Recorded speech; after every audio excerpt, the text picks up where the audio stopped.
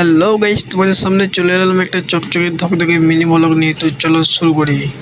তো গাইস, আমি চুলটা বাগাতে বাগাতে কিছু ফটো উঠে নিলাম। তো ফটো উঠতে উঠতে আমাকে পেয়ে গেল খিদে, সেই জন্য আমি ভাবলাম আমি চলে যাই এখন দোকানে কিছু খেতে। হ্যাঁ, চলে যাচ্ছি আমি দোকান। তো চলো দোকানে গিয়ে দেখা হবে তোমাদের সাথে। তো গাইস, পৌঁছে গেলাম দোকানে। পৌঁছেছি, দেখছি হরিণ, ঘোড়া, বিড়াল, হাতি খেতে দিচ্ছে। আর হ্যাঁ, আমি একা আসছি না, আমার সঙ্গে আরো 3টে ছাগল আসছে। अच्छा।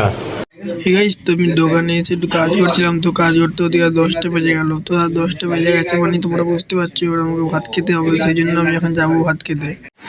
তো গাইস, আমি ভাত খেতে যাচ্ছি। তো ভাত খেতে যেতে যেতে দেখতে পেলাম বাইরেতে এত রোদিতে মানে সব ছোটাছুটি করছে। তো এত রোদে ভাত খেতে যাওয়া যাবে না, একটু রোদ কমে যাক তারপরে আমি ভাত খেতে যাবো।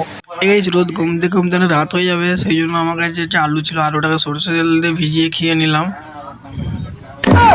খাওয়াই যেতে আমি একটু ঝাড়ু মেরে নিলাম, কারণ আমাকে ঝাড়ু মারতে হবে, আমার তো আর বউ নেই। তো যাই হোক, আফসোস করে লাভ নেই, বউটা একদিন হবে। চলো ঝাড়ু মারা হয়ে গেলে যাবো ভাত খেতে।